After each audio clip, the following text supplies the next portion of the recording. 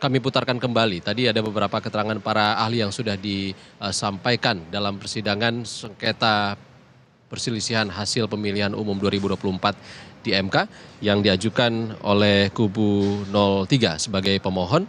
Ada beberapa ahli yang sudah disampaikan, salah satunya adalah ahli hukum tata negara yang dihadirkan oleh tim Ganjar Mahfud, Aan Eko Widiarto, yang dalam pemaparannya menegaskan Mahkamah Konstitusi harus memutuskan berdasarkan undang-undang sesuai dengan alat bukti dan juga keyakinan hakim. Menurut ahli, pelanggaran pemilu yang tidak diputus hanya akan menunda keadilan.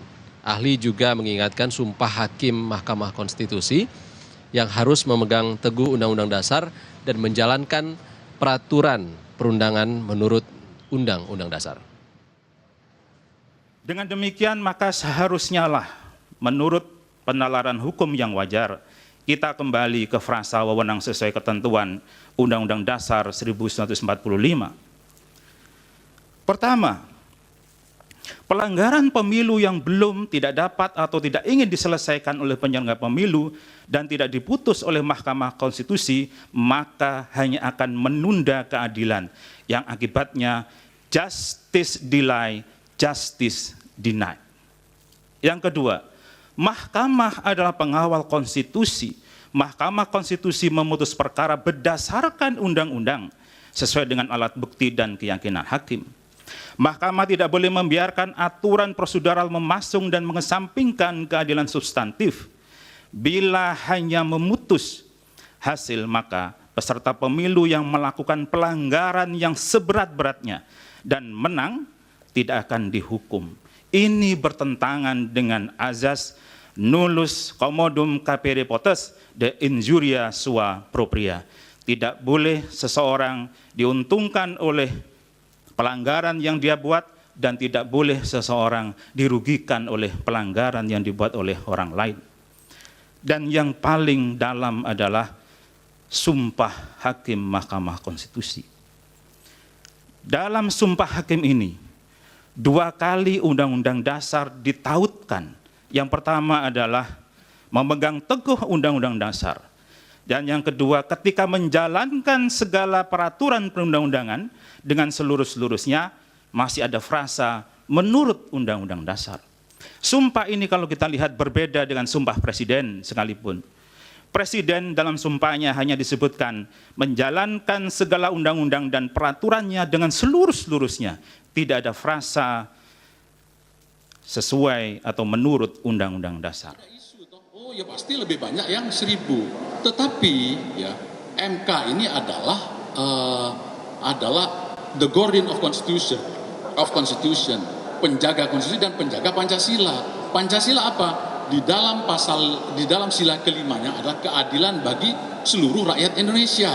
Jadi kata keadilan itu bolak-balik. Makanya saya di dalam persidangan tadi saya bilang, kira-kira ada 21 kata unsur adil. Jadi kata adil yang mengandung unsur adil itu ada 21 kata, 21 kali. Sementara hukum itu ada, kata hukum itu ada 18 kali. Itu artinya apa? Artinya bahwa para founding fathers, para pendiri negara Republik kita ini, Republik Indonesia ini adalah cinta kepada keadilan begitu. Dan saya katakan juga tadi bahwasanya di dalam Undang-Undang Dasar 45 yang rujukan utama kita, ya, itu tidak ada kata kepastian hukum saja, tetapi kepastian hukum yang adil. Jadi di sini ini kita mencari keadilan begitu, ya. Jadi itu makanya teman-teman dari pengacara dari 03 tadi selalu menekankan bahwa hakim MK itu harus mencari substantial justice, harus melakukan judicial activism. Jadi bukan hanya terpatok pada cara berpikir yang positivistik, legalistik gitu.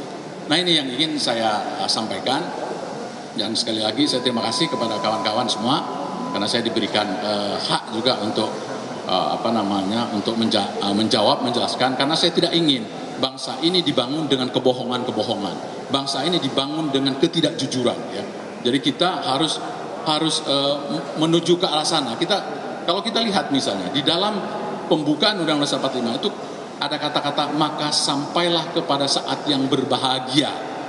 Jadi sangat dahsyat. Coba digarisbawahi kata bahagia. Ya, sebelum ada index of happiness, itu para pendiri bangsa kita sudah bicara kebahagiaan. Syaratnya apa bahagia? Harus ada kejujuran, tidak boleh ada kebohongan, ya. Harus ada justice tadi, ya. Tetapi kalau bangsa ini dibangun oleh kebohongan, ketidakjujuran, kita tinggal menunggu bahwa kita akan tenggelam bersama-sama. Jadi kita ini sebagai pengingat, ya. Ibaratkan kita menaiki sebuah kapal, bidak kapal begitu, dan kemudian ada yang membolongi bidak kapal itu, dan kita tidak cegah, dan air kemudian masuk, maka semuanya akan tenggelam. Begitu ya, kawan-kawan.